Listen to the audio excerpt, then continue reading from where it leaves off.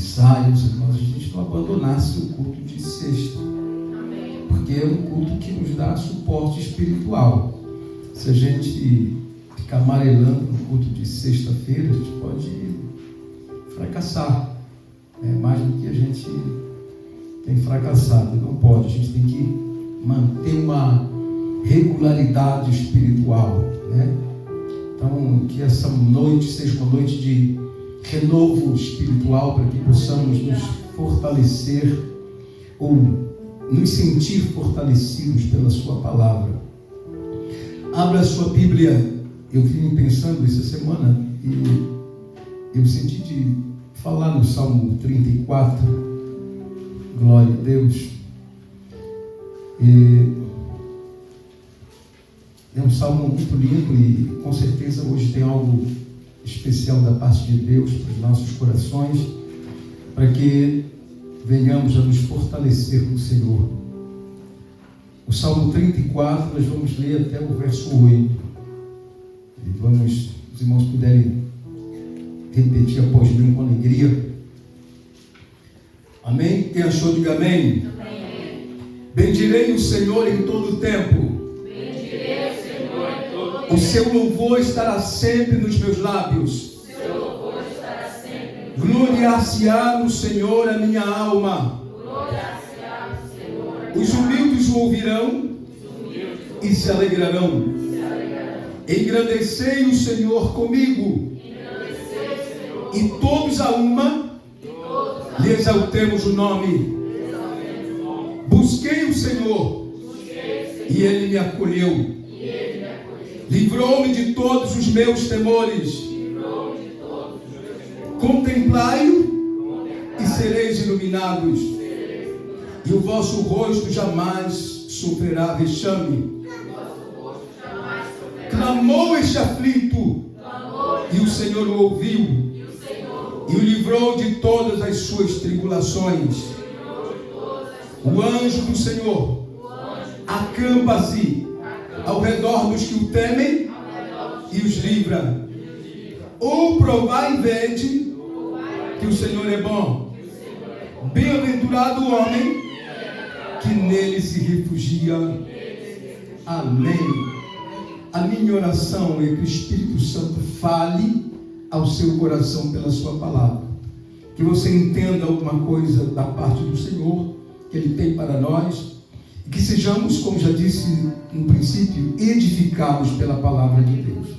Porque nós precisamos, irmãos, a cada manhã, a cada dia, ser construído, ser edificado pela palavra de Deus, para que a gente, no dia a dia, alguém olhar para nós e ver que nós estamos em evolução, que nós estamos em crescimento espiritual, bíblico, enfim, todas as áreas da nossa vida.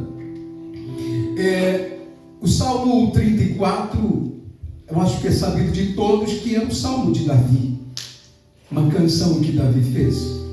E quando a gente lê o salmo inteiro, dá a impressão que Davi fez esta canção num momento assim muito bom, que as coisas estavam favoráveis a ele, porque ele vai dizer: bendirei ao Senhor em todo o tempo, e ele convida a glorificar ao Senhor. E, enfim, dá a impressão que foi um dos melhores momentos da sua vida. Mas quando a gente vai analisar o contexto, a gente vai observar que ele não estava vivendo em um tempo bom. É isso que é legal desse salmo. Na verdade, isso que é legal a gente observar em toda a história de Davi. Imagine você poder, em um momento ruim, ou em um tempo ruim da sua vida, exaltar a Deus, cantar louvores de gratidão a Deus, você poder convidar pessoas e dizer: olha, o Senhor é bom, o Senhor é bom em todo o tempo, o Senhor ilumina, enfim, tanta coisa linda que ele falou aqui. Como seria bom, irmãos, que nós adquiríssemos o hábito de nos momentos ruins ou nos tempos ruins da vida poder fazer como Davi, bendizer ao Senhor. Amém? Então a minha oração é que nessa noite o Espírito Santo nos prepare para isso, para mesmo nos momentos ou nos tempos ruins, a gente possa olhar, as pessoas possam nos olhar e ver inspiração em nós, e se inspirar em nós, devido à forma com que nós adoramos ao Senhor. Porque a gente sempre repete essa frase, que é fácil louvar a Deus nos tempos bons, quando as coisas estão dando certo, e ruim é louvar a Deus no tempo de crise, de luta, de adversidade. Só que quando nós nos aproximamos verdadeiramente de Deus, o tempo, o cenário ruim, ele não nos impede de sentir e de viver a grandeza de Deus, a glória de Deus na nossa vida. Você pode glorificar ao Senhor por isso? Então, a primeira pergunta que podemos fazer quando lemos esses salmos, essa canção de Davi, é o que levou Davi a firmar este propósito de adoração incessante ao Senhor. Amém? Você deveria fazer esta pergunta quando você lê essa canção. Mas o que levou Davi a firmar um propósito de adoração incessante? Ele disse no verso 1: bendirei o Senhor em todo o tempo, o seu louvor estará sempre nos meus lábios. Olha o que ele está dizendo: bendirei ao Senhor em todo o tempo, o seu louvor estará sempre nos meus lábios. Ele está aqui firmando um propósito de adorar ao Senhor de forma incessante, em todo o tempo. E é lindo isso, ele dizer em todo o tempo.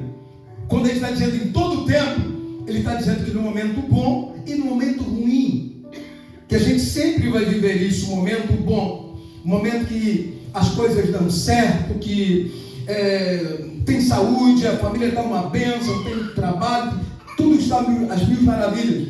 Mas existe aquele momento que tudo está contrário, e ele está afirmando o propósito, dizendo: bendirei o Senhor em todo o tempo, o seu louvor estará sempre nos meus lábios. Sabe o que ele está dizendo com isso? Que no momento ruim, ele vai cantar no momento bom, mas vai cantar no momento ruim. Se eu perguntasse da parte do Espírito Santo esta noite, quem pode firmar esse propósito com o Senhor, de cantar no tempo bom e cantar no tempo ruim? Você manteria ou firmava esse propósito de cantar no tempo bom e cantar no tempo ruim? Pastor, é fácil no tempo bom, mas no tempo ruim fica um pouco mais difícil. Mas deixa eu dizer uma coisa importante para motivar você a fazer este propósito com Deus. Irmão, se você aprendeu ou se firmar um propósito de cantar no tempo ruim, ninguém vai parar você. Glória a Deus. Se você adquirir o hábito de, não importar o tempo, não importar o cenário, cantar, adorar a Deus, nada e nem ninguém vai poder abalar a sua fé. Você não vai recuar, você vai avançar, andar para frente. Quem quer avançar, andar para frente nessa noite? Então levante a sua mão, porque em você há uma unção capacitadora para fazer com que você tenha força de louvar, adorar a Deus no tempo ruim. E nós vamos tomar posse desta unção, e nós vamos nos envolver nesta unção, e nós vamos utilizar esta unção para no tempo ruim adorarmos a Deus, porque Ele merece no tempo bom e no tempo ruim ser adorado. Quem pode adorar a Ele nesta noite? Então olhe para o irmão que está ao seu lado e profetize isso. Digo: irmão, há uma unção em você para adorar a Deus em qualquer tempo, seja no tempo bom, seja no tempo ruim. A unção que está em você te capacitou. Então não perca tempo, adore, porque Deus vai mudar este tempo ruim na tua vida. Virão tempos bons de glória para a sua vida. Adore ao Senhor mais uma vez. Amém? Glória a Jesus. Eu creio no que eu estou ministrando. aí.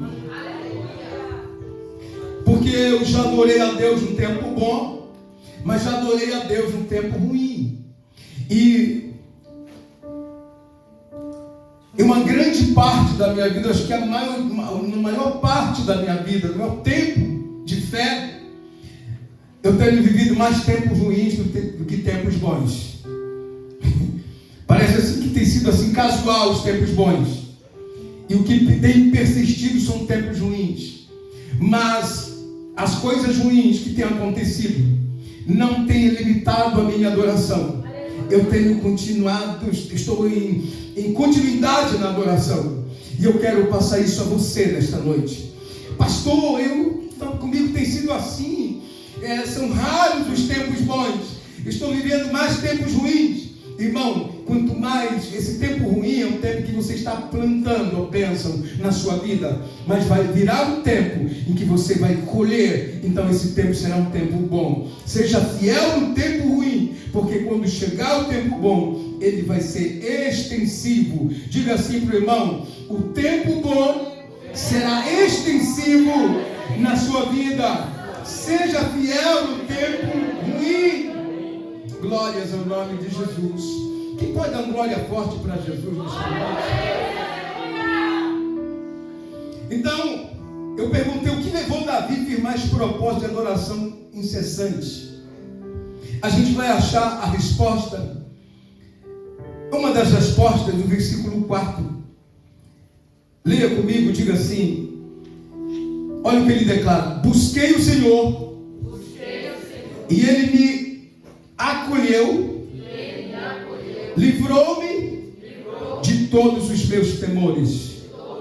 De novo, busquei o Senhor, e Ele me acolheu, livrou-me de todos os meus temores.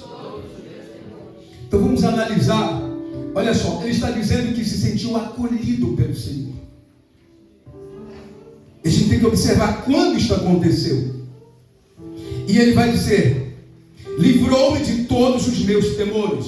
Então, ele sente temores aqui. Ele está dizendo que sentia temores, melhor dizendo. E quando ele buscou o Senhor o livrou de todos os seus temores.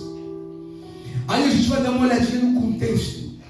Esse salmo ele escreveu quando ele estava na terra dos filisteus,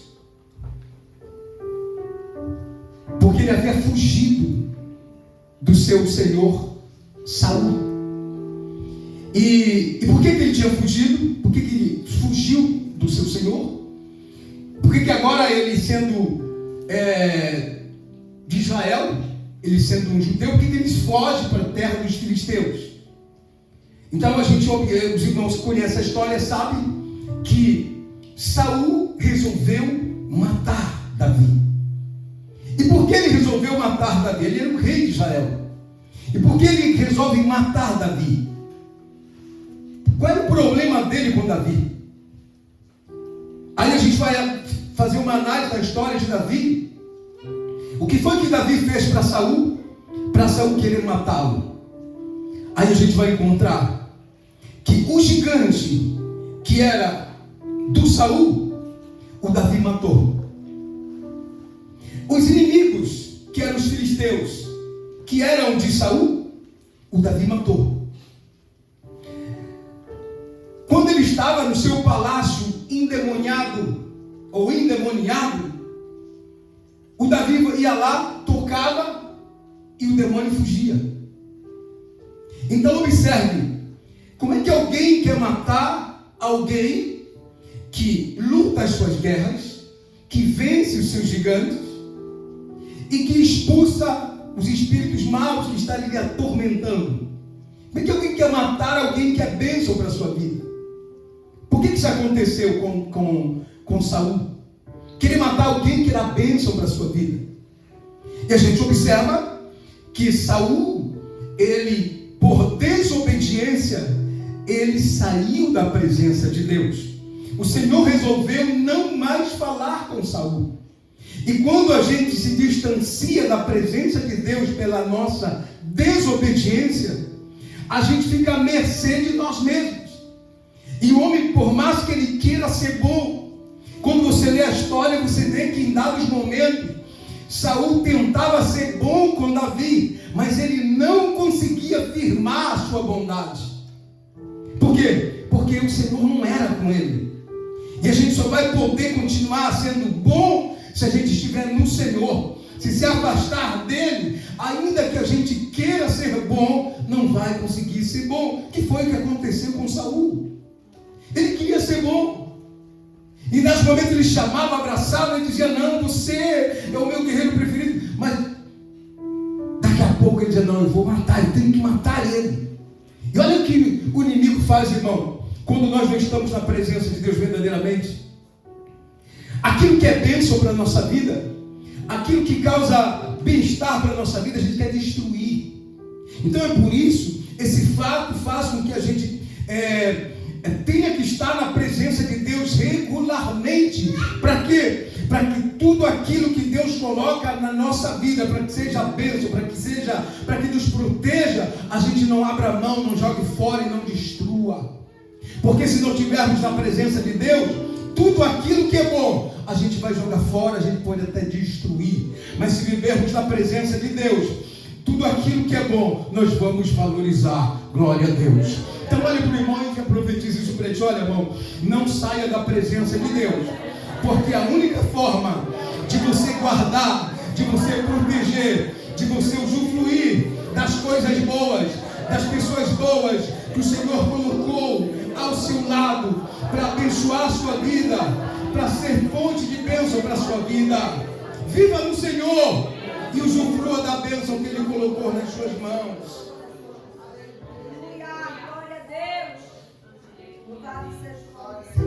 Analisando isso, irmão, olha a bondade de Deus. Saul desobedeceu completamente ao Senhor. O Senhor poderia muito bem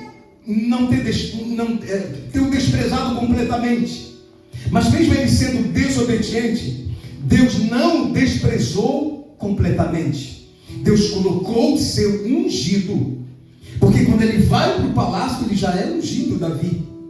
Ele coloca o seu ungido para estar com ele ali, para protegê-lo. E mesmo assim ele não entende que aquele homem ali ao seu lado era uma proteção espiritual. E ele então faz de tudo para arrancar de si a proteção de Deus. E quantas vezes a gente vive esse contexto, irmão? Quantas pessoas boas Deus não tem colocado ao nosso lado? O que você tem feito? Você tem cuidado, zelado pelas pessoas boas que Deus tem colocado ao seu lado para abençoar você, para orar com você, para dar bons conselhos? Ou você tem feito de tudo para expulsar de perto de você, tirar de perto de você pessoas que poderão ser bênção para a sua vida?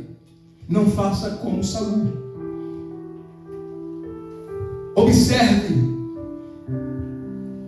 tenha o discernimento daquilo que é bom, daquilo que é de Deus, e preserve em você, na sua vida e na sua casa, tudo que é bom, para que você tenha uma vida abençoada, que pode glorificar o Senhor. Então por isso Davi teve que fugir. Ele foge, e ele está ali meio que desorientado. Ele vai para a terra dos filisteus. Quando ele chega lá, aí os servos do rei Aquis, né? Aí disse: mas esse aí não é aquele que Israel cantava? Davi ou Saul ganhou, matou milhares, né? E ele 10 milhares. Não é esse? Aí Davi ficou apavorado, os temores, né? Temeu, disse: mas me descobriram.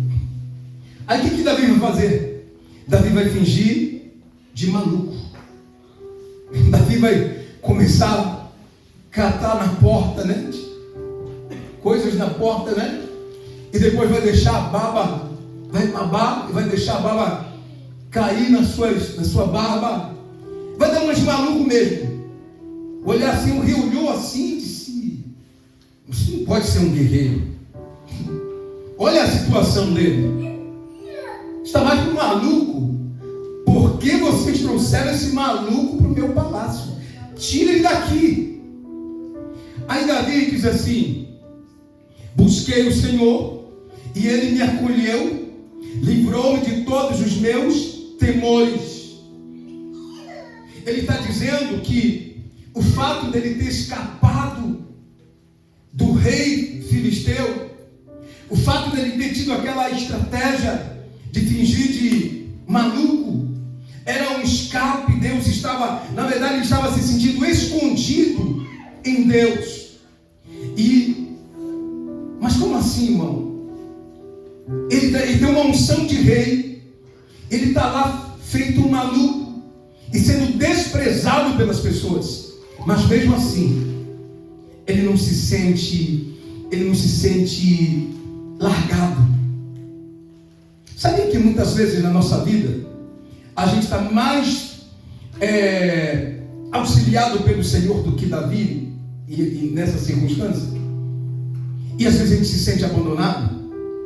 A gente tem o que comer, o que beber, roupa para vestir, carro para andar, amigos para conversar, pessoas que olham e nos respeitam, e a gente se sente desamparado, sem nada e sem ninguém. E não era o contexto que Davi estava vivendo. Davi estava totalmente desprezado. Ele não podia voltar porque ia perder a sua vida. Ele não podia ficar ali porque ele não podia nem falar direito com as pessoas ali.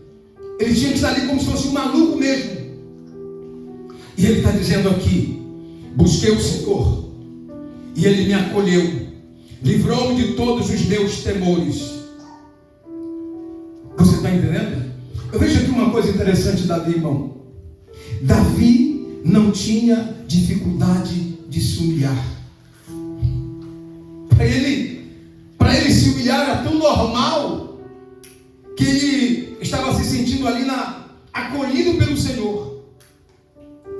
E olha, o versículo 5 ele diz assim: contemplai-o e sereis iluminados, e o vosso rosto jamais sofrerá vexame. Como assim? Se todo mundo estava ali criticando dele, dizendo: olha, é um doido, tira esse doido daqui. E ele está dizendo, versículo 6, aliás, final do versículo 5, né? Contemplai-os e sereis iluminados, e o vosso rosto jamais sofrerá vexame. Ele está dizendo que naquela circunstância ele não estava com vergonha. Entendeu? Então, como assim, irmão? Se ele está sendo humilhado, as pessoas estão rindo dele, mas ele diz que ele não está com vexame, ele não está se sentindo envergonhado. Por que ele não se sentia envergonhado? Porque o que estava dentro dele, glória a Deus, era muito maior do que aquele que estava lá fora. Glória a Jesus. Era o rei, era os seus súditos ali, mas ele naquela circunstância, ele se sentia iluminado pelo Senhor e ele não estava se sentindo envergonhado. Por quê? Porque o Espírito do Senhor estava nele, estava orientando, dizendo: olha, isso é um escape, eu estou levando você por este caminho, porque é um caminho de escape, mas eu tenho um trono para você. Havia nele uma unção real. Então ele não olhava que estava para aquela circunstância, irmão, ele olhava para aquilo que estava esperando ele no futuro. Louvado seja o Senhor. Por que a gente fica frustrado com as circunstâncias adversas, com o tempo ruim? Porque a gente pensa que aquele cenário ali é o nosso fim. E isso desagrada o Espírito Santo. Por quê? Porque o Espírito Santo quer que a gente pense na glória futura, no que Deus tem para frente para a igreja. Não é o que a gente está vivendo hoje, é o que a gente vai viver no futuro.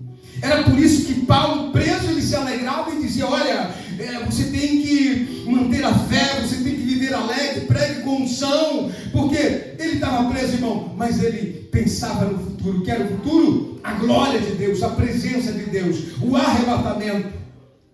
Ele disse: olha, nós seremos arrebatados e seremos transformados num corpo glorioso. Então ele não estava preocupado com a sua o seu estado naquele momento. Por quê? Porque ele sabia que havia, aleluia, um tempo melhor para o seu povo, para a igreja e para ele. Você pode glorificar ao Senhor?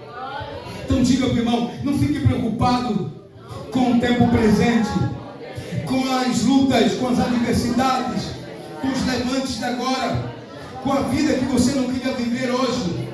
Porque o que está aguardado para nós, diga para mim e para você, é um tempo para toda a eternidade de glória na presença de Deus. Diga, Jesus vai voltar nos ares, o Espírito Santo nos transformará e nos levará ao seu encontro nos ares, e para sempre estaremos com o Senhor. Você está entendendo? A gente tem que pensar nisso no momento da adversidade.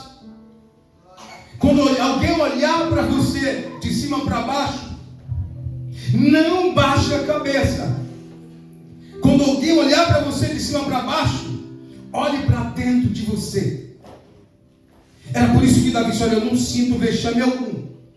Porque quando o rei e os seus súditos olhavam criticando ele olhava para dentro dele. Ele via uma unção real. Ele via um reino que seria maior de todos. E depois dele, o seu filho ia reinar, o seu reino ia ser maior do que o dele. Ele via um reino infinito, eterno dentro dele. Porque Jesus é da descendência de Davi. Ele via que o reino que estava dentro dele era eterno. E por isso ele não se deixava intimidar por aquele tempo de dificuldade. Você está entendendo o que eu estou falando, irmão? Não se deixe intimidar por este tempo presente, porque há um reino eterno dentro de nós. Vamos profetizar depois, que é lindo isso, irmão. Diga, não se deixe intimidar pelo presente, pelas dificuldades do presente momento, porque o que está dentro de você é um reino eterno. Aleluia, glorifica Jesus por isso. Aleluia. Versículo 5. Versículo 6, diga comigo. Clamou este aflito, e o Senhor ouviu e o livrou de todas as suas tribulações. Glória a Deus. Não foi da metade, foi de todas as suas tribulações. O clamor do Senhor, a adoração, vir à igreja, cantar, adorar a Deus, viver uma vida de adoração em todo o tempo, faz com que em um dia determinado o Senhor diga assim: olha, hoje acabou o tempo de tribulação, você vai viver um tempo de refrigério. Assim como ele fez com Israel no Egito. Foram 4 séculos e meio, não é? Mas um dia ele disse assim: olha, Moisés, eu desci porque vi a aflição, ouvi o clamor do meu povo e desci para livrá-lo. Acabou o tempo de escravidão, agora virá um tempo de libertação. Amém? Então, irmão, continue clamando, porque vai chegar um dia que o Senhor vai livrar você de todas as suas tribulações. Quem quer isso nesta noite?